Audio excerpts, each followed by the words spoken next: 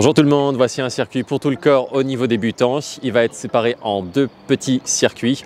Le premier circuit va s'attaquer au grand groupe musculaire et le deuxième circuit va s'attaquer plutôt à nos extrémités. Et il est adapté à plusieurs niveaux. Je vais montrer les exercices, mais il ne faut pas qu'ils vous effraient. Plusieurs gradations au niveau débutant. Je montrerai des progressions pour que tout le monde puisse s'y mettre. Chaque circuit est composé de 4 exercices et il y a 30 secondes de pause entre chaque exercice.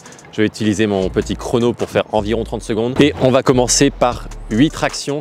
Donc 8 tractions pour un débutant, c'est énorme. J'ai pas du tout commencé avec 8 tractions, mais je vais vous donner directement après les progressions que vous pouvez faire pour pouvoir suivre le circuit. On va commencer sur cette barre haute car les autres sont un peu basses pour moi. 8 tractions, c'est parti.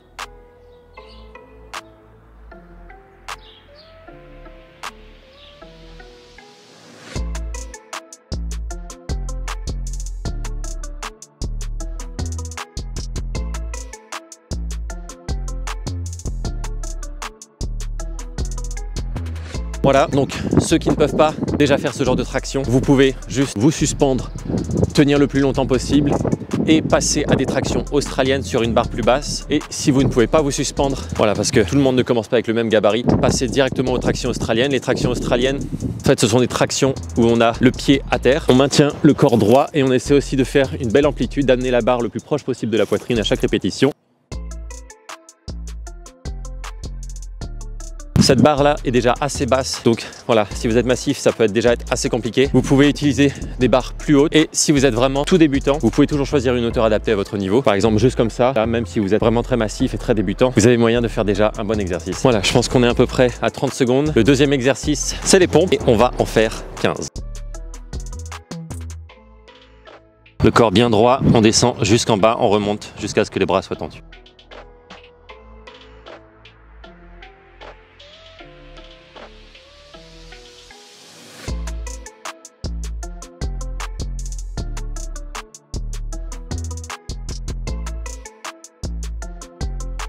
Hop, 15. Je pense à mettre mon chrono cette fois pour que je ne parle pas trop. Voilà, encore une fois, assez peu évidemment vont être capables de sortir 15 pompes dès le début. Une progression avant, ça peut être tout simplement de les faire à genoux. Attention à pas garder le corps plié quand vous vous mettez à genoux, mais à vous mettre bien droit quand même et garder la même amplitude. Si à genoux vous pouvez pas non plus en faire 15, vous pouvez les surélever. Encore une fois en utilisant n'importe quel support. Hop, toujours la même amplitude, le corps droit. Et voilà, vous pouvez monter aussi très haut si vous êtes très lourd pour faire quand même un exercice qui vous permettra plus tard de faire les vrais pompes. Hop, troisième exercice, les jump squats. On va en faire 20 et je vais vous donner les progressions.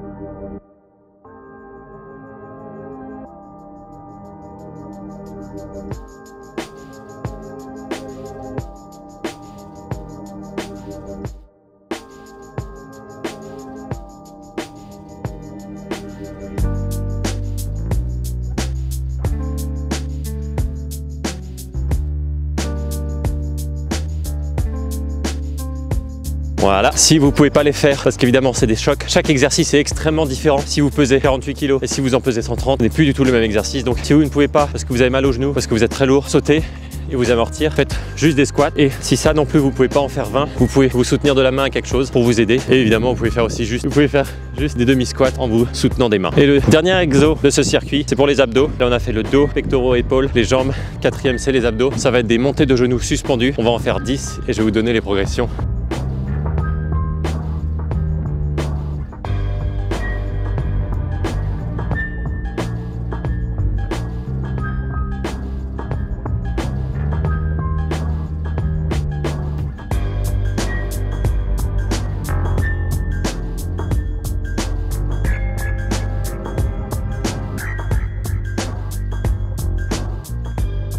Donc encore une fois, si vous n'êtes pas capable de vous suspendre ou d'en faire 10 comme ça, vous pouvez tout simplement les faire au sol.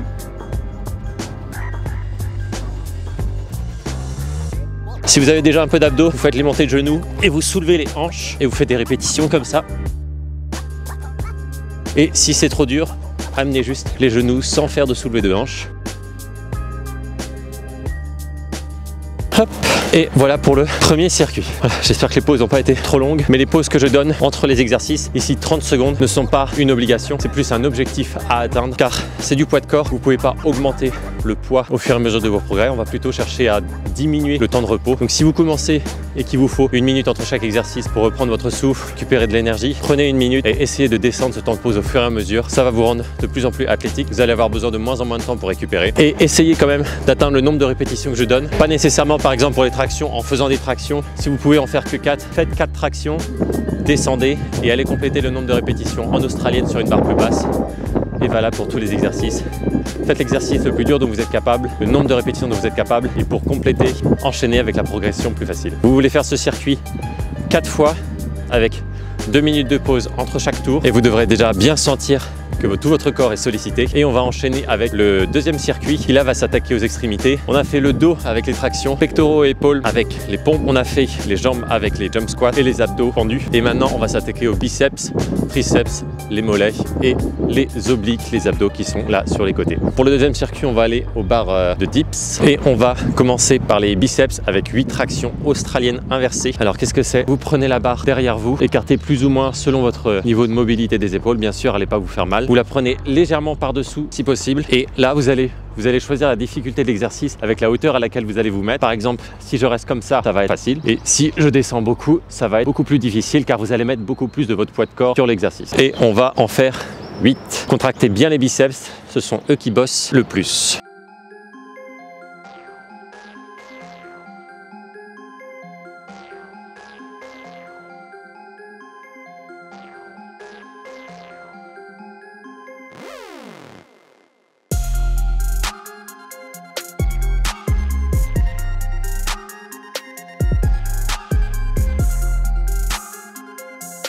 Exercice un peu bizarre si vous ne connaissez pas, mais c'est très efficace, vous allez le sentir tout de suite. Une nouvelle fois, ça va être à peu près 30 secondes de pause entre les exercices, plus si vous avez besoin de plus. Et on va enchaîner après les biceps avec les triceps sur la même barre. Ça s'appelle les skull crushers, vous allez voir pourquoi. Même principe, on choisit la difficulté de l'exercice avec l'angle avec lequel vous l'attaquez.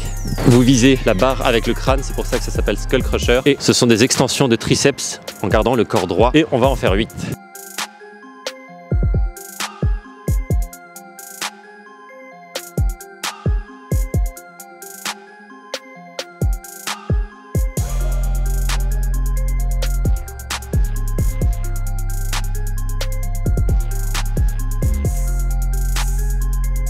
Hop. Voilà, pareil, vous devrez bien les sentir tout de suite. Troisième exercice, ça va être les mollets. On va faire des montées de mollets à une jambe, 15 de chaque côté. Donc pour pouvoir monter avec la plus grande amplitude possible, je vais me reculer un peu, on va les faire là. Pour pouvoir monter avec la plus grande amplitude possible, tenez-vous à quelque chose. En général, quand on débute, on manque un peu d'équilibre, c'est pas évident de monter très haut. Donc accrochez-vous à quelque chose et on en fait 15 de chaque côté. Essayez de garder la jambe tendue.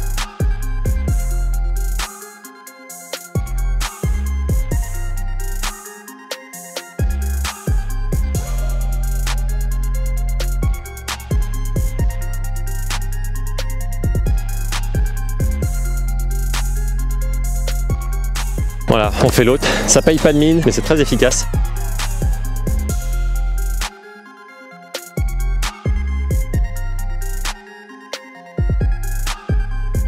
Les mollets, c'est un peu comme les abdos, c'est au poids de corps. Si vous en faites très régulièrement, un peu tous les jours, c'est là que vous avez vraiment des progrès. Mais c'est assez désagréable, comme les abdos.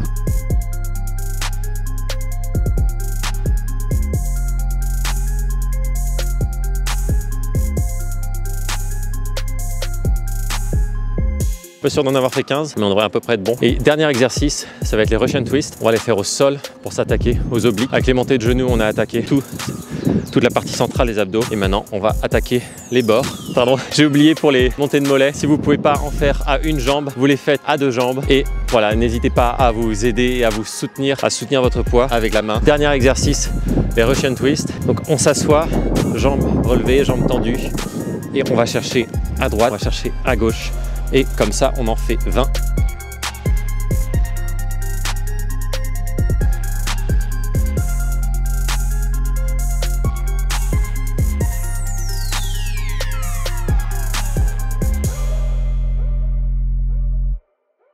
J'ai perdu le fil, mais il me semble en avoir fait 20. Pareil, cet exercice, si jamais vous n'arrivez pas à tenir les jambes tendues, vous pouvez les plier beaucoup et continuer à aller chercher à gauche et à droite. Voilà pour le deuxième circuit. Ce deuxième circuit est à faire 3 fois avec aussi 2 minutes de pause entre chaque tour. Vous aurez les meilleurs résultats en essayant de le faire 2 à 3 fois par semaine.